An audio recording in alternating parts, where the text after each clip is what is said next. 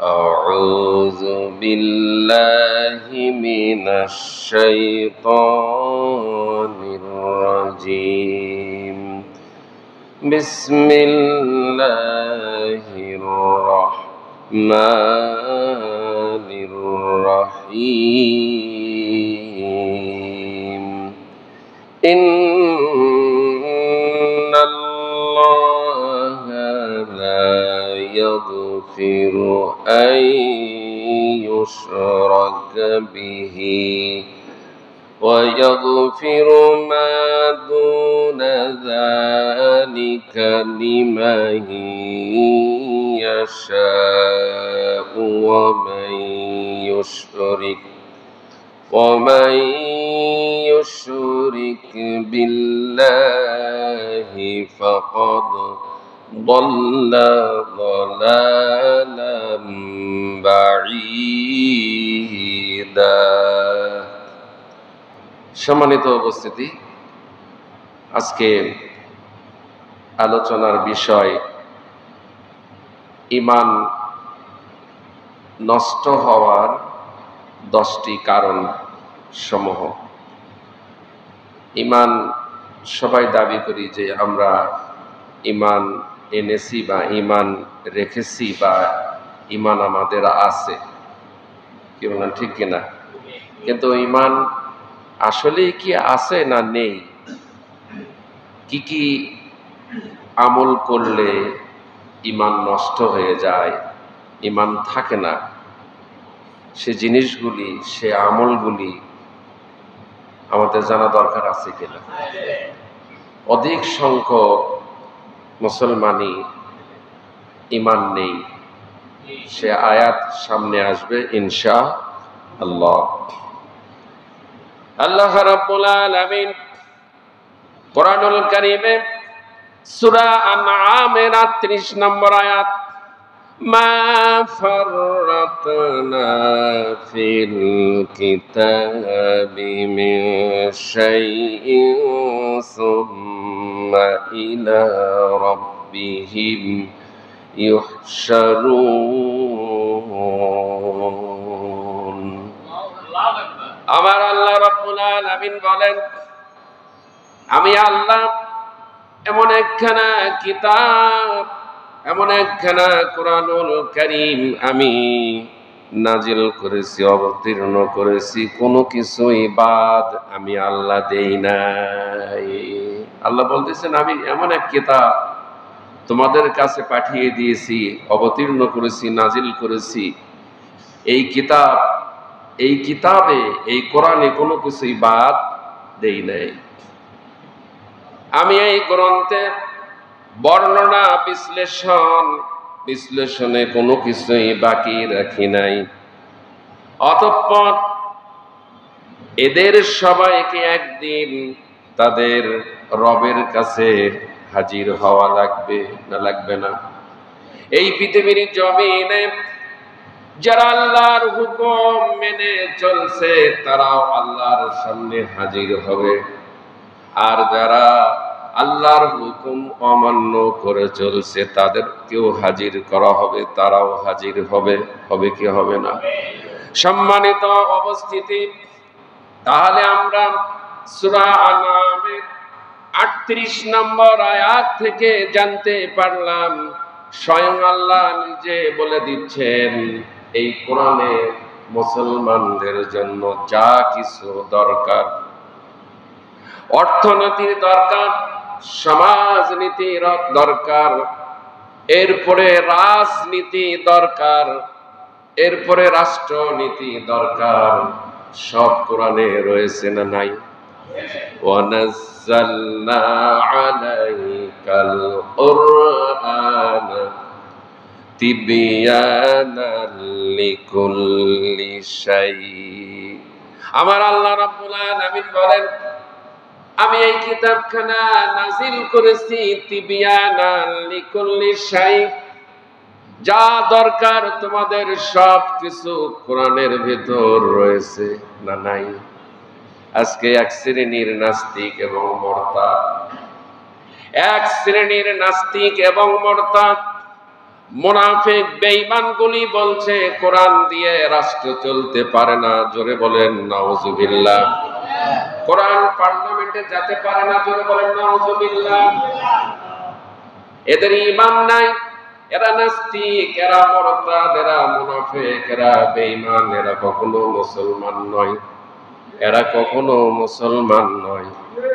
এদের ঈমান নাই, ঈমান ভেঙে গেছে, ঈমান নষ্ট হয়ে গেছে, এদের কোনো ঈমান নাই। আজকে তো সেই বিষয়টাই আলোচনা হবে, কথা বলেন ঠিক কিনা?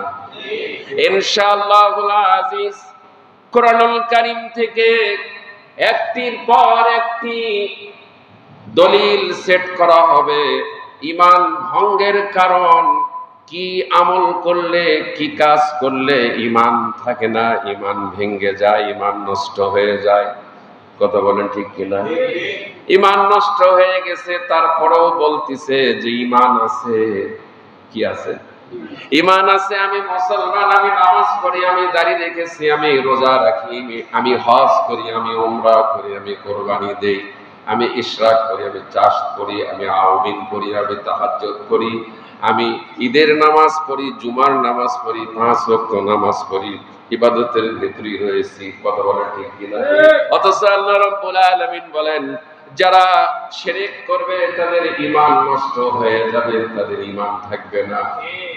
এরকম মুসলমান আছে কিনা? এই যে মাসটি চলতেছে, এই মাসের প্রথম তারিখ ছিল মে দিবস। এই মে দিবসের আগে এক শ্রেণীর মুনাফিকরা একটি শব্দ লাগিয়ে দিল, মহান মে দিবস। এটা শিরক।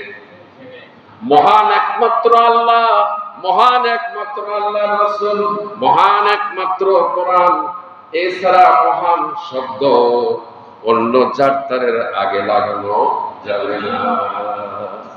কোন দিক দিয়ে শিরক, কোন দিক দিয়ে শিরক করতেছে জানি না। সম্মানিত উপস্থিতি, করোনার মোকাবেলা করা হবে, এটা শিরক। বন্যার মোকাবেলা করা হবে, এটা শিরক। ঝড়ের মোকাবেলা করা হবে, এটা শিরক। এ ধরনের শিরকি কথা, শিরকি কাজ যারা করে, আমার আল্লাহ রাব্বুল আলামিন বলেন তাদের ঈমান নষ্ট হয়ে যায়, ঈমান থাকে না। মুসলমান হয়ে কথাগুলি বলতেছে। সম্মানিত উপস্থিতি, আমরা জানি ওযু নষ্ট হয়ে যায় পেশাব পায়খানার রাস্তা দিয়ে, কোনো কিছু বের হলে ওযু নষ্ট হয়ে যায়, মুখ ভরে বমি করলে ওযু নষ্ট হয়ে যায়, ক্ষত স্থান থেকে রক্তর পরিমাণ বেশি বের হলে ওযু নষ্ট হয়ে যায়, কথা বলেন ঠিক কিনা? এভাবে ওযু ভঙ্গের কারণ রয়েছে, নামাজ ভঙ্গের কারণ রয়েছে। তার 1 নম্বর কারণ হলো যারা নামাজে অশুদ্ধ কোরআন তেলাওয়াত করে, তাদের নামাজ নষ্ট হয়ে যায়, নামাজ ভেঙে যায়। 1 নম্বর কারণ। নামাজের ভেতর কথা বললে নামাজ ভেঙে যায়, নামাজের ভিতর ওযু ছুটে গেলে, ওযু চলে গেলে নামাজ ভঙ্গ হয়ে যায়, নামাজ নষ্ট হয়ে যায়। নামাজের ভিতর হাসলে নামাজ নষ্ট হয়ে যায়। অনেকগুলি কারণ রয়েছে। আমরা নামাজ ভঙ্গের কারণ জানি, ওযু ভঙ্গের কারণ জানি, গোসল ভঙ্গের কারণ জানি, হজ ভঙ্গের কারণ জানি, কোরবানি ভঙ্গের কারণ জানি, রোজা ভঙ্গের কারণ জানি, কিন্তু ঈমান ভঙ্গের কারণ জানি না। সবাই তো বলি যে ঈমান আছে, ঈমানদার, আমি তো ঈমান এনেছি, কিন্তু দেখা যায় ওই ঈমানদার ব্যক্তি আল্লাহর সঙ্গে শিরক করে। আমার আল্লাহ রাব্বুল আলামিন 1 নম্বর কারণ হলো ঈমান ভঙ্গের 1 নম্বর কারণ হলো আল্লাহর সঙ্গে শরীক, অংশী স্থাপন করা। আল্লাহর সঙ্গে শরীক স্থাপন করা।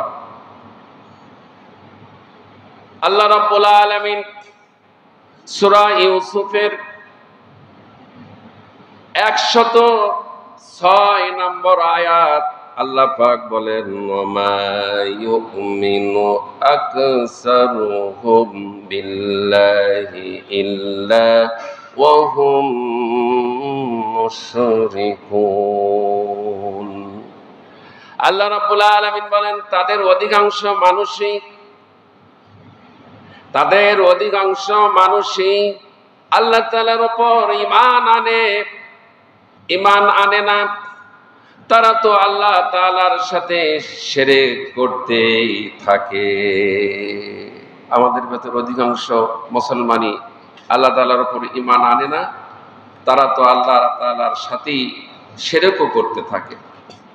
সূরা নিসা 116 নম্বর আয়াত ইন্নাল্লাহা লা ইয়াগফিরু আন ইউশরাকা বিহি ওয়া ইয়াগফিরু মা দুনা যালিকা লিমান ইয়াশাউ ওয়া মান ইউশরিক বিল্লাহি ফাকাদ দাল্লা দালালাম বাঈদা। আল্লাহ রাব্বুল আলামিন বলেন আল্লাহ তাআলা ক্ষমা করবেন না যে তার সাথে কোন রকম শরীক করা হবে। এছাড়া অন্য সকল গুনাহ তিনি যাকে ইচ্ছা ক্ষমা করে দিবেন, যাকে ইচ্ছা মাফ করে দিবেন। শিরকের গুনাহ ছাড়া যত গুনাহ রয়েছে আল্লাহ ইচ্ছা করলে মাফ করে দিতেও পারেন, নাও পারেন। সেই কথাই আয়াতে বলতেছে। আল্লাহ তাআলা শিরক যারা করে, শিরকের গুনাহ, শিরকের ভেতর যারা লিপ্ত রয়েছে, আল্লাহ এদেরকে কোনোদিন ক্ষমা করবেন না, মাফ করবেন না। আল্লাহ তাআলা বলেন শিরক যারা করে তাদের সাথে আল্লাহর সাথে যারা শরীক করে, স্থাপন করে, অংশীদার করে, এদের গুনাহগুলি আমি আল্লাহ ক্ষমা করব না, মাফ করব না। শিরক ছাড়া অন্য অপরাধগুলি, গুনাহগুলি আমি আল্লাহ মাফ করে দিব। যে ব্যক্তি আল্লাহ তাআলার সাথে কাউকে শরীক করলো সে মূলত চরমভাবে গোমরাহ হয়ে গেল, পথভ্রষ্ট হয়ে গেল। শিরক করছো, ও পথভ্রষ্ট হয়ে গেছে, গোমরাহ হয়ে গেছে, বিপদগামী হয়ে গেছে। সূরা মাইদার আয়াত নম্বর 72 ইন্নাহু মান ইউশরিক বিল্লাহি ফাকাদ হাররামাল্লাহু আলাইহিল জান্নাতা ওয়া মাওয়াহুন নার ওয়া মা লিয-যালিমিনা মিন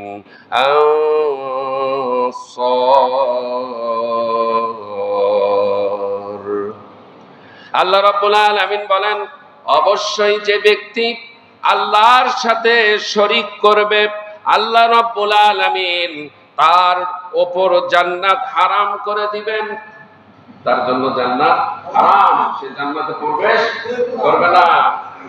আল্লাহ রাব্বুল আলামিন বলেন যে ব্যক্তি আল্লাহর সাথে শরীক করবে, আল্লাহ তাআলা তার জন্য জান্নাত হারাম করে দিবেন, বেহেশত হারাম করে দিবেন। বেহেশতে সে প্রবেশ করতে পারবে না,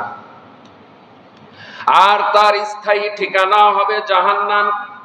তার ফাকাদ হাররামাল্লাহু আলাইহিল জান্নাত, তার জন্য জান্নাত হারাম। ওয়া মাওয়াহুন নার, আর তার ঠিকানা হবে চিরস্থায়ী জাহান্নাম, চিরস্থায়ী জাহান্নাম। ওয়া মা লিয-যালিমিনা মিন আনসার, এই জালেমদের সেদিন কোনো সাহায্যকারী থাকবে না। কোরআনুল কারীমে সূরা লোকমানের 13 নম্বর আয়াতে শিরক সম্পর্কে আল্লাহ পাক বলতেছেন ওয়া ইয ক্বালা লুকমানু লিবনিহি ওয়া হুয়া ইয়াইযুহু ইয়া বুনাইয়া লা তুশরিক বিল্লাহি ইন্নাশ শিরকা লাযুলমুন আযীম।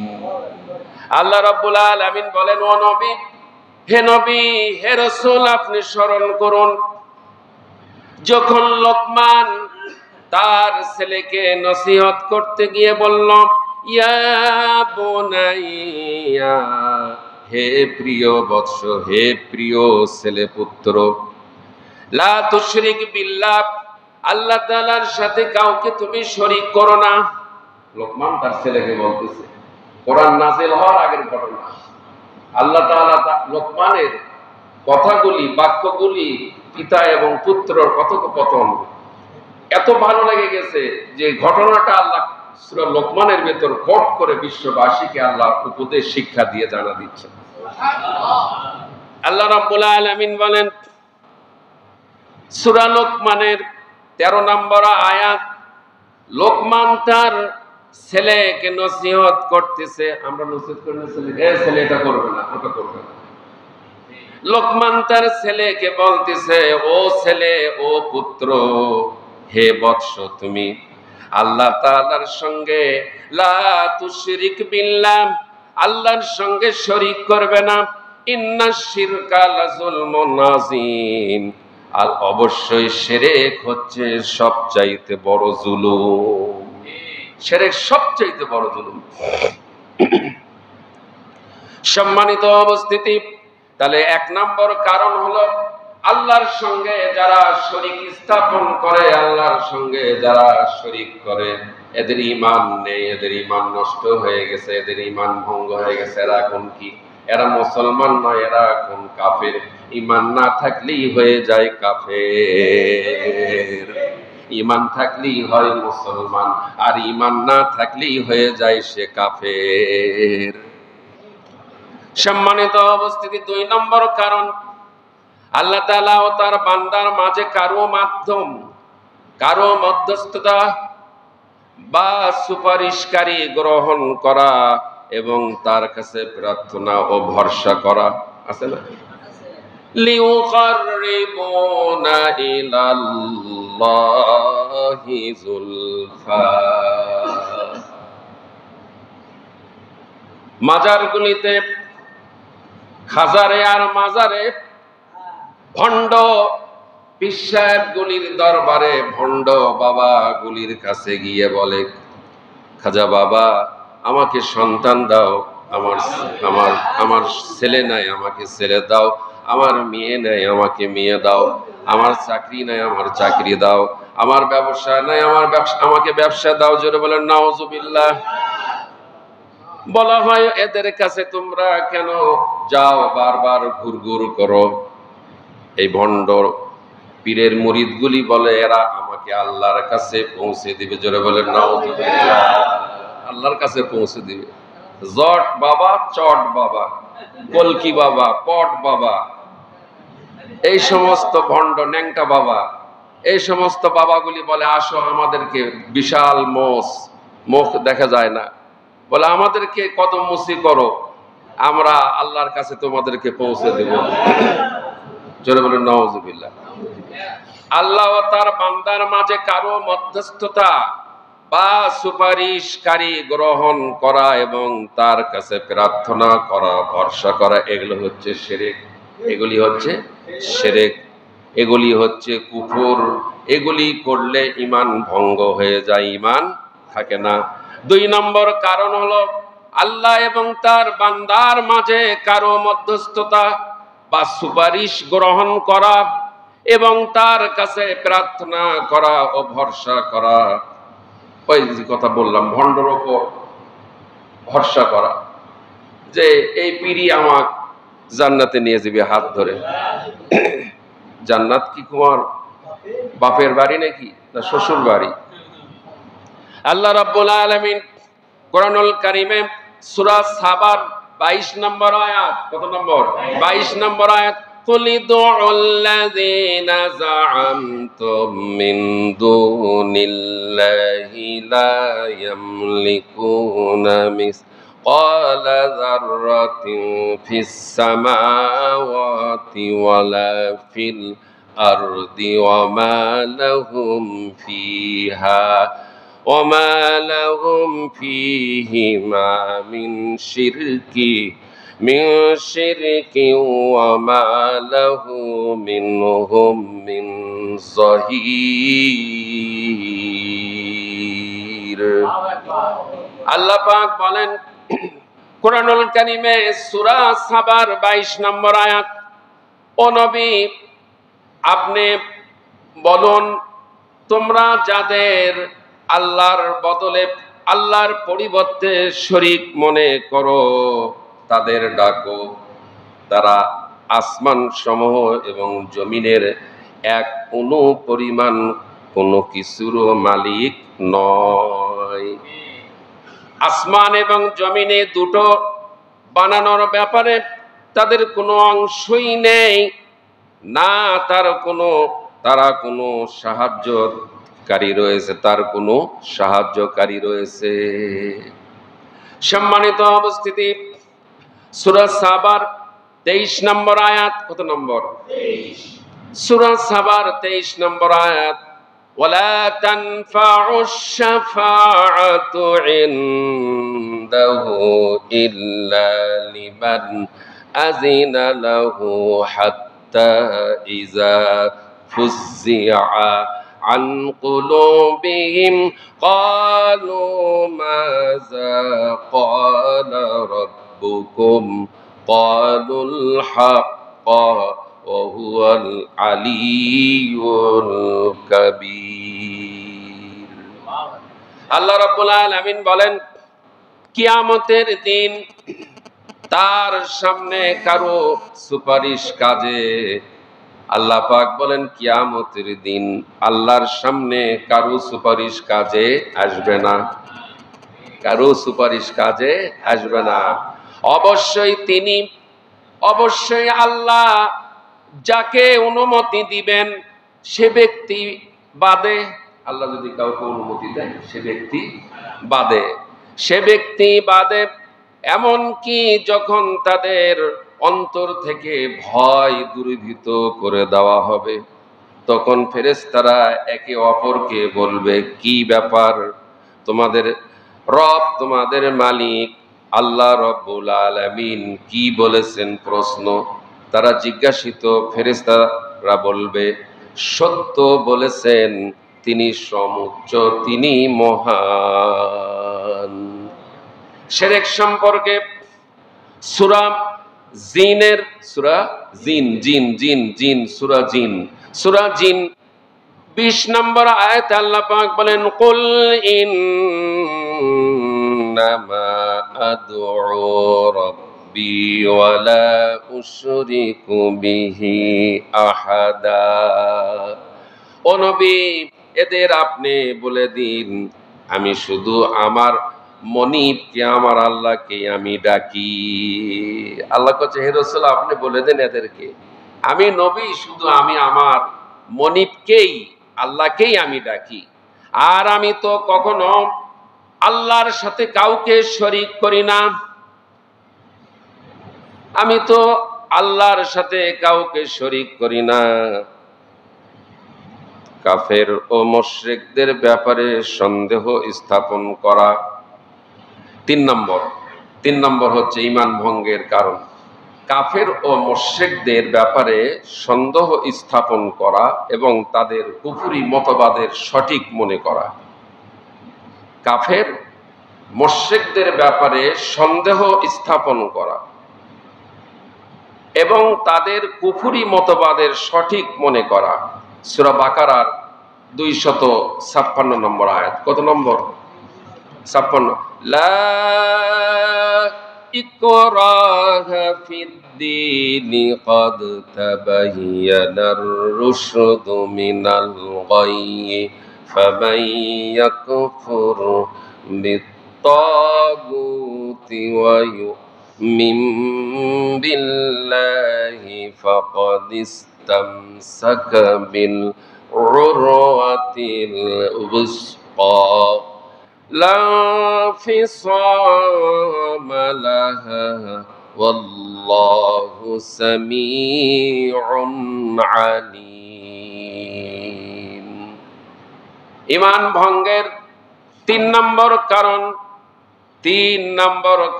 ঈমান ভঙ্গের আল্লাহর দ্বীনের ব্যাপারে, আল্লাহর দ্বীনের ব্যাপারে কোনো জোর জবরদস্তি নেই, কারণ সত্য এখানে মিথ্যা থেকে পরিষ্কার হয়ে গেছে। কোরআনুল কারীমে সূরা বাকারার 42 নম্বর আয়াত, এখানে আল্লাহ পাক বলেছেন ওয়ালা তালবিসুল হাক্কা বিল বাতিল, জেনে বুঝে জেনে শুনে হক আর বাতিলকে একত্রিত করো না, সত্য আর মিথ্যাকে একত্রিত করো না। আল্লাহর দ্বীনের ব্যাপারে কোনো জোর জবরদস্তি নেই, কারণ সত্য এখানে মিথ্যা থেকে পরিষ্কার হয়ে গেছে। আল্লাহ বলছে সত্যটা এখানে মিথ্যা থেকে পরিষ্কার হয়ে গেছে। এরপর কোনো ব্যক্তি যদি মনোযোগ দেন, এদিক সেদিকে তাকালে আলোচনার মনোযোগ নষ্ট হয়ে যাবে, আপনাদেরও নষ্ট হয়ে যাবে, আমারও নষ্ট হয়ে যাবে। আমি একটির পর একটি কোরআনের আয়াত ঈমান ভঙ্গের কারণ দলিল পেশ করতেছি কোরআন থেকে।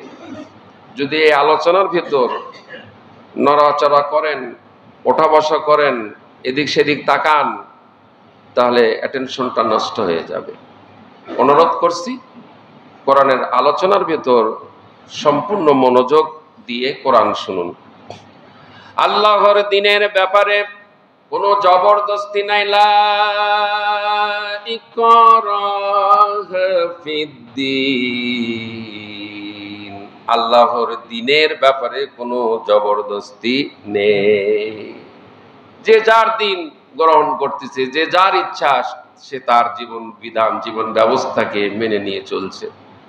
মুশরিকরা মুশরিকদের দ্বীন মেনে চলছে, ইহুদি নাসারাদের দ্বীন মানে জীবন বিধান, জীবন ব্যবস্থা। এরপরে খ্রিস্টানরা খ্রিস্টানদের জীবন বিধান, জীবন ব্যবস্থা মেনে চলছে। মুসলমানরা আল্লাহর দেওয়া জীবন বিধান কোরআনুল কারীম মেনে চলছে। সুবহানাল্লাহ বলবেন না? আল্লাহ পাক বলেন আল্লাহর দ্বীনের ব্যাপারে কোনো জবরদস্তি নেই। হিন্দুদের ইচ্ছা, তাদের স্বাধীনতা দেওয়া হয়েছে, খ্রিস্টানদেরকে স্বাধীনতা দেওয়া হয়েছে, ইহুদি নাসারাদেরকে স্বাধীনতা দেওয়া হয়েছে, মুসলমানদেরকেও স্বাধীনতা আল্লাহ দিয়েছেন না দেন নাই? আল্লাহ সকলকেই স্বাধীনতা দিয়েছে। জোর করে ইসলাম কবুল করানো যাবে না। কোন মুসলমানও যদি ইসলামে থাকতে না চায়, আল্লাহ পাক নোটিশ দিয়েছেন, ইয়া মা'শারাল জিন্নি ওয়াল ইনসি ইন ইসতাতা'তুম আন তানফুযু মিন আকতারিস সামাওয়াতি ওয়াল আরদ ফানফুযু লা তানফুযুনা ইল্লা বিসুলতান। এই আয়াতটা কোথায় আছে? সূরা রহমান। কোরআন বেশি করে পড়ুন। কোরআন পড়ার সময় নাই, বিজনেস করার সময় রয়েছে। দোকানে একটা হয়েছে, আরো 10টা কেমন করে হবে? বাসায় একটা হয়েছে, আরো 10টা কেমন করে হবে?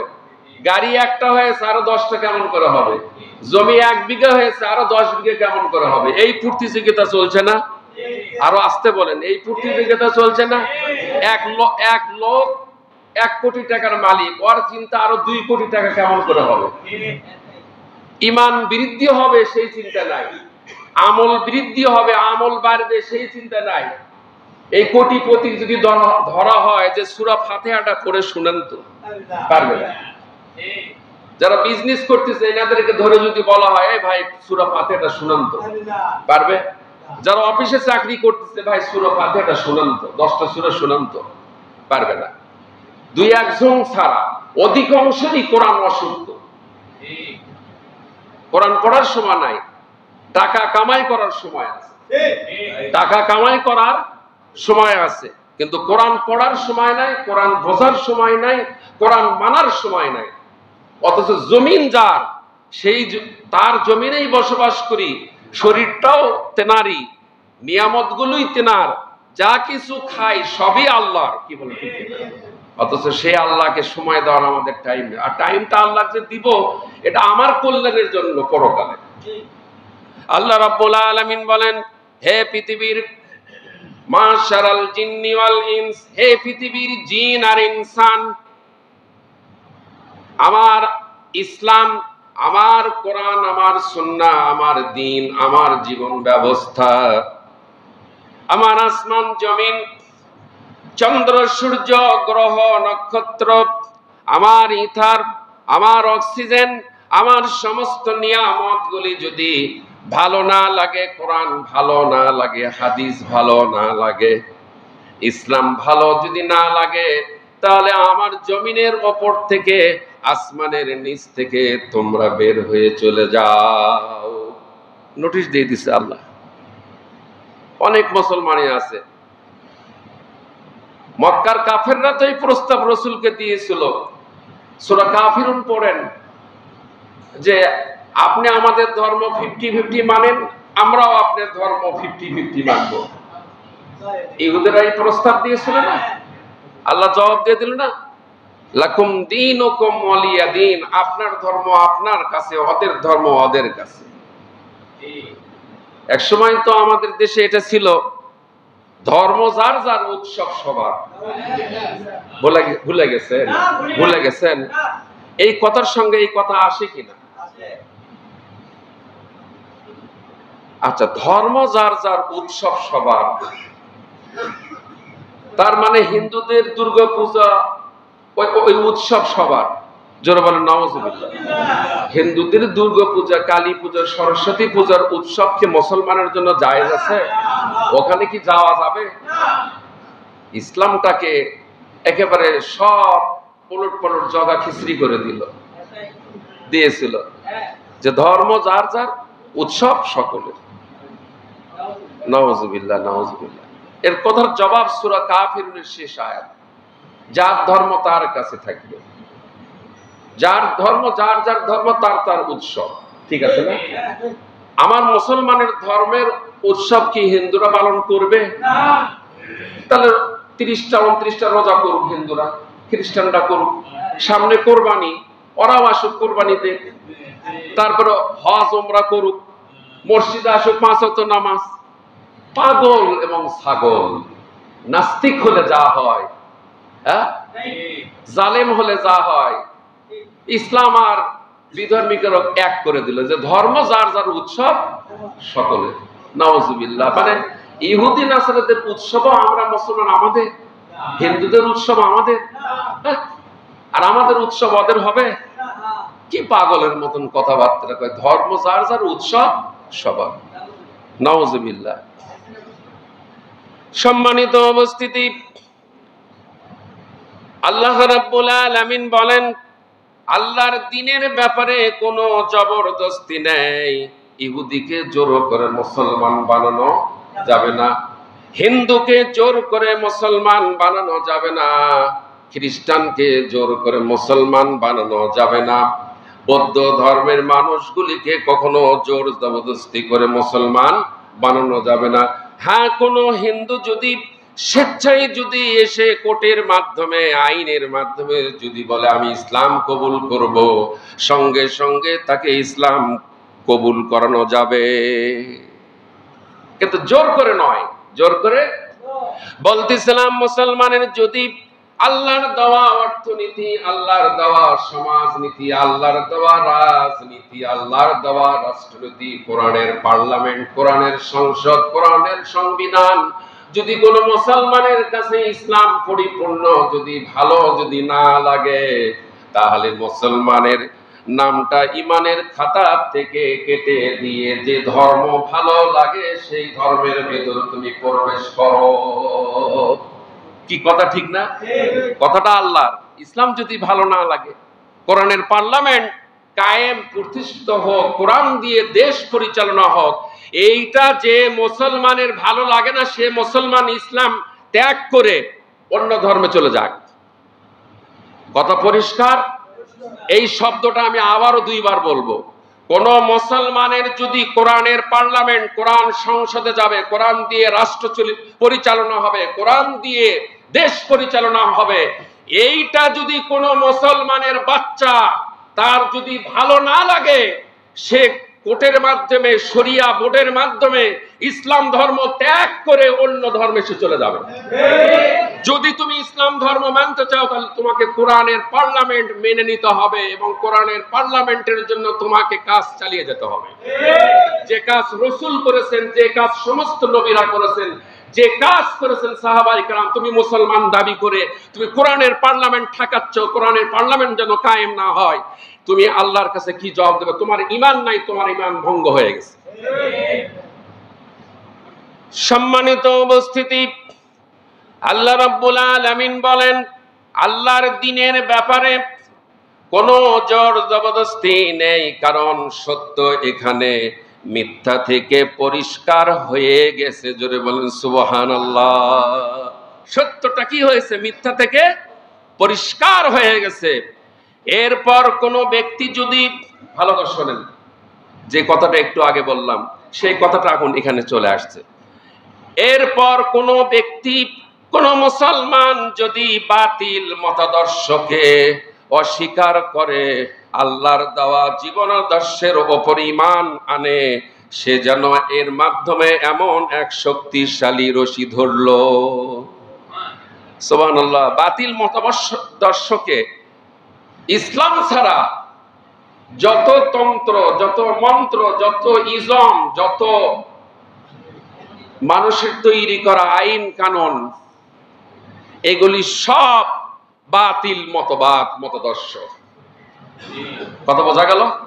আবারও বলছি, ইসলাম ছাড়া, আল্লাহর দেওয়া জীবন বিধান ছাড়া, জীবন ব্যবস্থা ছাড়া মানুষের তৈরি করা যত আইন কানুন, বিধি বিধান, মানব রচিত আইন, তন্ত্র মন্ত্র, ইজম, মতবাদ, মতাদর্শ, এগুলি একটাও আল্লাহর কাছে গ্রহণ হবে না।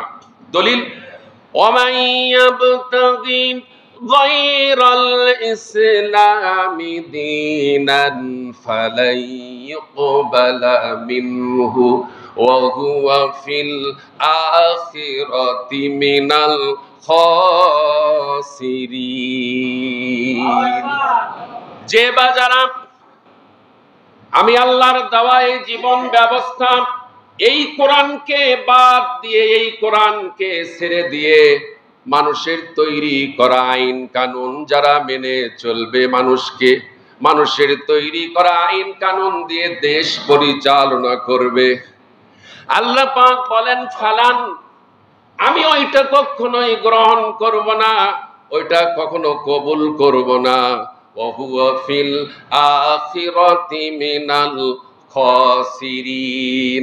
যারা মানব রচিত আইন কানুন প্রতিষ্ঠা করার জন্য সংগ্রাম করো, আল্লাহ পাক বলতেছেন, যারা মানব রচিত আইন, মানুষের তৈরি করা আইন, তন্ত্র মন্ত্র ইজম, যারা আল্লাহ পাকের জমিনে যারা প্রতিষ্ঠিত করার জন্য যারা দল করো, সংগ্রাম করো, আন্দোলন করো, আল্লাহ পাক বলেন তোমাদের ওটা ফালান, আমি কখনোই কবুল করব না, গ্রহণ করব না। ওয়া হুয়া ফিল আখিরাতি মিনাল খাসিরিন। খাসিরিন মানে ক্ষতিগ্রস্ত। ওয়া হুয়া ফিল আখিরাতি, আখিরাতে, আর আখিরাতে এরা সব হবে ক্ষতিগ্রস্ত। ক্ষতিগ্রস্ত মানে কি? সমস্ত তাফসীর কারকরা একমত, সমস্ত তাফসীরে এসেছে ক্ষতিগ্রস্ত মানে জাহান্নামে। কোথায় যাবে? জাহান্নামে যাবে। আল্লাহ রাব্বুল আলামিন বলেন, এরপর কোন ব্যক্তি যদি বাতিল মতাদর্শকে অস্বীকার করে আল্লাহর দেওয়া জীবনাদর্শের ওপর ঈমান আনে, সে যেন এর মাধ্যমে এমন এক শক্তিশালী রশি ধরল, যা কোনো দিনই ছিঁড়ে যাবে না। এই যে রশিটা ধরছে, এই রশিটা ছিঁড়ে যাবে না। আল্লাহ বলতেছে ছিঁড়ে যাবে না, যাবার নয়, আল্লাহ তাআলা সবকিছুই তিনি শোনেন এবং সবকিছুই তিনি জানেন। আল্লাহু সামিউন আলিম, আল্লাহ সব শোনেন। সামিউন শোনেন, আলিম মানে সব তিনি জানেন। শেষ করে দেব নাকি? কষ্ট হচ্ছে? কষ্ট হচ্ছে? আমি আমার বাবার কথা বলার জন্য এই মিম্বারে বসি নাই, আমি আমার আল্লাহর কথা কোরআন বলার জন্য এই মিম্বারে বসেছি। প্রত্যেকটি আয়াত নাম্বার বলতেছি, দলিল বলতেছি। আমার দায়িত্ব ইসলাহ করা মুসল্লিদের। কেউ যদি কোনো মানব রচিত মতাদর্শের থাকেন, তওবা করে ফিরে আসেন। মান রব্বুকা, রবকে, রবের দল তুমি করেছিলে দুনিয়ায় 60-70 বছর হায়াত। রবের দল মানে কি? ইসলামী দল। রবের দল মানে কি? এ ভাই, মুসলমান ইসলামী দল করবে নাকি ইসলামের বাহিরে দল করবে? মুসলমান ইসলামের বাহিরে কোনো দল করতে পারবে? দল করার অধিকার আল্লাহ দিয়েছেন। তুমি মুসলমান, তুমি কেন অন ইসলামিক দল করবা? তোমার দল করতে হবে রবের দল, যে দল করলে আল্লাহ খুশি হবেন, রসুল খুশি হবেন। মান রব্বুকা, তোমার রব কে ছিল? কবরের 1 নম্বর প্রশ্ন। 2 নম্বর প্রশ্ন, মান দীনুকা, দিন মানে এই যে এটা, এই যে কোরআন, জীবন বিধান, জীবন ব্যবস্থা। তো ওই জায়গায় আপনি যেটা করে গেছেন, মানুষের তৈরি করা আইন, মানুষের তৈরি করা মতবাদ, তখন কি আপনার মুখ দিয়ে এটা বের হবে? দীনুল ইসলাম। যে লোকটা পৃথিবীতে ইসলামকে প্রতিষ্ঠিত করার জন্য, ইসলামের সঙ্গে যে লোকটা লেগেছিল, ইসলামী বাউন্ডারির ভিতরে ছিল, ইসলামের বাইরে ছিল না, ওই লোকটার, ওই মুসলমানের জবান দিয়ে বের হবে দীনুল ইসলাম। কিন্তু যে মুসলমানটা ইসলামের বিপক্ষে ছিল, ইসলাম পছন্দ করত না, সেই লোকের মুখ থেকে ইসলাম বের হবে দীনুল ইসলাম। এরপরে মান নবিয়ুকা, কবরের 3 নম্বর প্রশ্ন। মুহাম্মদ সাল্লাল্লাহু আলাইহি সাল্লামের রাষ্ট্র জীবন, সংসদ ভবনে মহানবী সাল্লাল্লাহু আলাইহি সাল্লাম রাষ্ট্র পরিচালনা করেছেন। তুমি না নবীর উম্মত, তুমি রাসূলের এই রাষ্ট্রকে, এই অধ্যায়, এই চ্যাপ্টার, এই বিভাগ, এই সাইট সম্পূর্ণ মাইনাস করেছিলে। তোমার জবান দিয়ে মুহাম্মদুর রাসূলুল্লাহ সাল্লাল্লাহু আলাইহি সাল্লাম এইটা আসবে না। যারা মুহাম্মদ সাল্লাল্লাহু আলাইহি সাল্লামকে, মুহাম্মদ সাল্লাল্লাহু আলাইহি সাল্লামের জীবনের 63 বছরের জীবনের 1 জাররা পরিমাণ যারা মাইনাস করে নাই, তাদের জবান দিয়ে আসবে মুহাম্মদুর রাসূলুল্লাহ সাল্লাল্লাহু আলাইহি সাল্লাম। কিন্তু যারা 1 জাররা পরিমাণ মাইনাস করেছে, ইসলাম থেকে নিজের জীবনকে আলাদা করে নিয়েছে, তার জবান দিয়ে মুহাম্মদুর রাসূলুল্লাহ সাল্লাল্লাহু আলাইহি সাল্লাম বের হবে না। সম্মানিত উপস্থিতি, এই জন্য আল্লাহ তাআলা বলতেছেন যে আমার রশিটা ছিঁড়ে যাবার নয়, আল্লাহ তাআলা সবকিছুই শোনেন, সবকিছুই জানেন। আর একটা বলে শেষ করে দেই, আর একটা পয়েন্ট বলেই শেষ করে দেই। 4 নম্বর কি ভঙ্গের কারণ বলতেছি, দেখ বলতো, আরো আস্তে বলেন, ভালো হবে, জোরে বলতে আপনাদের কষ্ট হয়। ঈমান ভঙ্গের 4 নম্বর কারণ, রাসূলুল্লাহ সাল্লাল্লাহু আলাইহি সাল্লামের আদর্শ এবং রাসূলের জীবন এর বিধান এর চেয়ে, ভালো করে শুনেন, রাসূলের আদর্শ এবং রাসূলের জীবনের বিধান, তার জীবন এর বিধানের চেয়ে অন্য কারো জীবন বিধানকে উত্তম আদর্শ উপযোগী মনে করা। এইটা করতেছে কেন মুসলমান? এইটা করতেছে কেন? আর ব্যাখ্যার প্রয়োজন আছে? খালি পয়েন্টটা আরেকবার বলি। রাসূলুল্লাহ সাল্লাল্লাহু আলাইহি সাল্লামের আদর্শ এবং তার জীবনের বিধানের চেয়ে অন্য কারো জীবন বিধানকে উত্তম আদর্শ উপযোগী মনে করা, তাহলে কি হয়ে যাবে? ঈমান ভঙ্গ হয়ে যাবে। তার দলিল সূরা নিসার 65 নম্বর আয়াত। ইনশাআল্লাহ এই আয়াতটা তরজমা করে আমাদের শেষ হবে, কষ্ট হবে।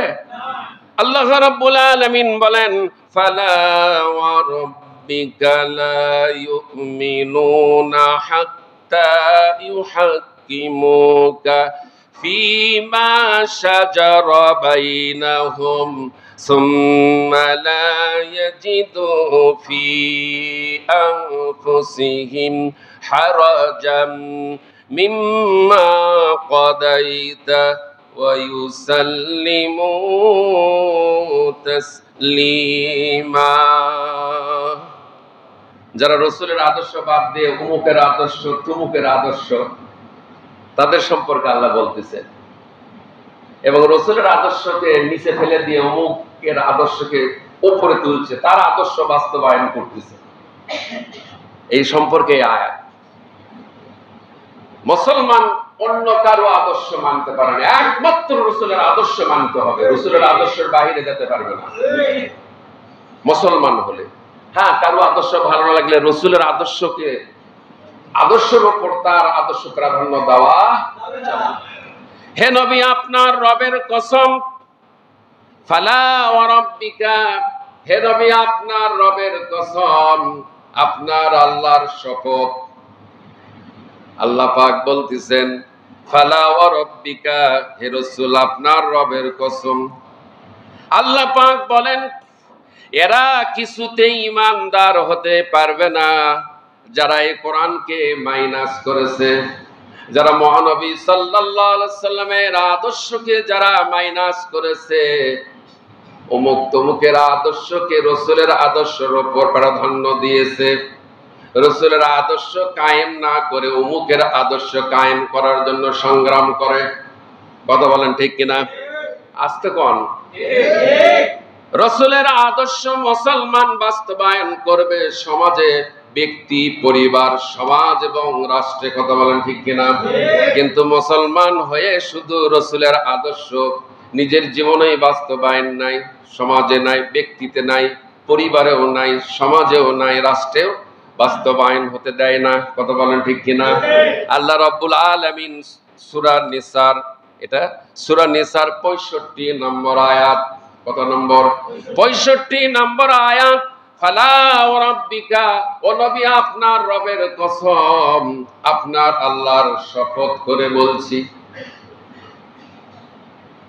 এরা কিছুতেই ঈমানদার হতে পারবে না যতক্ষণ না তারা তাদের যাবতীয় মতবিরোধের ফয়সালায় আপনি রাসূল আপনাকে শর্তহীনভাবে বিচারক মেনে নিবে।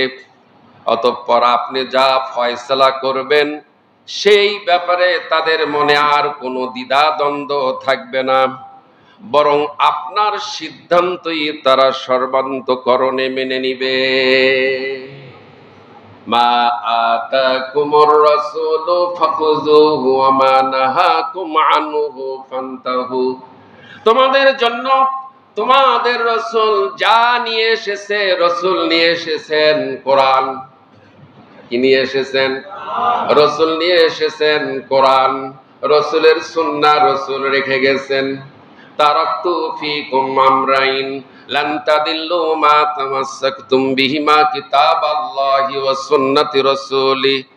বিদায় হজ্জের ভাষণে ১.৫ লক্ষ সাহাবীদের মাঝে আল্লাহর হাবিব দাঁড়িয়ে বললেন, আমি রাসূল তোমাদের মধ্য থেকে বিদায় নিয়ে চলে যাব, কিন্তু তোমাদের মাঝে দুটি জিনিস আমি রাসূল রেখে যাচ্ছি।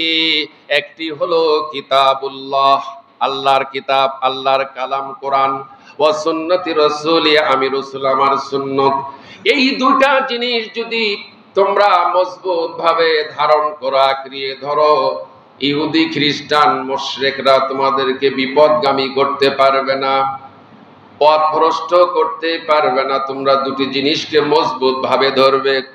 সম্মানিত উপস্থিতি, তাহলে কোরআনুল কারীম আমাদের জীবন বিধান, জীবন ব্যবস্থা, এই বিষয়ে সিদ্ধান্ত ঠিক থাকতে হবে, দ্বিধাদ্বন্দ্ব থাকবে না। কথা বলেন ঠিক কিনা? মুসলমান যদি আল্লাহর আইন বাদ দিয়ে মানুষের তৈরি করা আইন কায়েম করতে চায়, তাহলে সে শিরক করলো। তাহলে কি করলো? মুসলমান যদি আল্লাহর আইনকে বাদ দিয়ে মানুষের তৈরি করা আইন কানুন যদি প্রতিষ্ঠিত করার জন্য যদি সংগ্রাম করে, সে অবশ্যই আল্লাহর সঙ্গে শিরক করলো। কি করলো? শিরক করলো। এই জন্য আসুন শিরক মুক্ত জীবন যাপন করতে হবে, বিদআত মুক্ত জীবন যাপন করতে হবে, নিফাক মুক্ত জীবন যাপন করতে হবে। দ্বিমুখী জীবন যাপন করা যাবে না। একমুখী জীবনযাপন করা লাগবে। ইসলাম যদি ভালো লাগে তাহলে পুরোপুরি পরিপূর্ণ ইসলাম মেনে চলতে হবে। আর ইসলাম যদি ভালো না লাগে, ইসলামের খাতার থেকে কোরআন সুন্নাহ ইমানের খাতার থেকে নামটা কেটে দিয়ে যেটা ভালো লাগে সেটা গ্রহণ করে নিতে হবে।